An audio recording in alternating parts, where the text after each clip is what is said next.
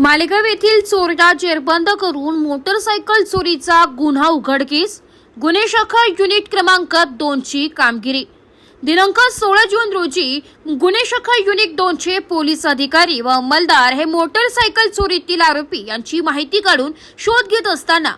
Police उपनिरीक्षक मुख्तार खान पठाण यांना गुप्त बातमीदारामार्फत बातमी मिळाली की अंबड पोलीस ठाणे हद्दीतून चोरीस गेलेली हिरो कंपनीची HF डिलेक्स मोटरसायकल ही राजेंद्र केदारे राहणार सोयगाव तालुका मालेगाव जिल्हा नाशिक हा वापरत असून तो मालेगाव परिसरात फिरत आहे अशी माहिती मिळाल्याने सदरच्या माहितीवरून मालेगाव येथे पथकाने सापळा लावून राजेंद्र नाना केदारे वय वर्ष 28 राहणार सोयगाव तालुका मालेगाव जिल्हा नाशिक यास ताब्यात घेऊन त्याच्या ताब्यातून 50,000 रुपये किमतीची मोटरसायकल जप्त केली असून आरोपी याने कबुली दिल्यावरून अंबड पोलीस ठाणेकडील मोटरसायकल चोरीचा दाखल गुन्हा उघडकीस आलाय.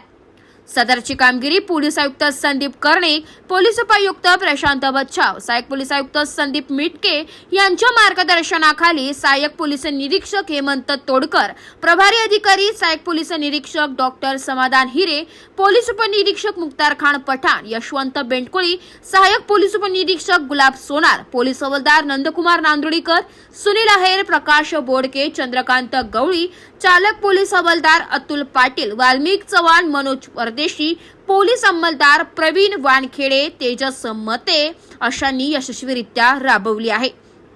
स्टार 1 महाराष्ट्र न्यूज साठी प्रतिनिधी इरफान पठाण, नाशिक.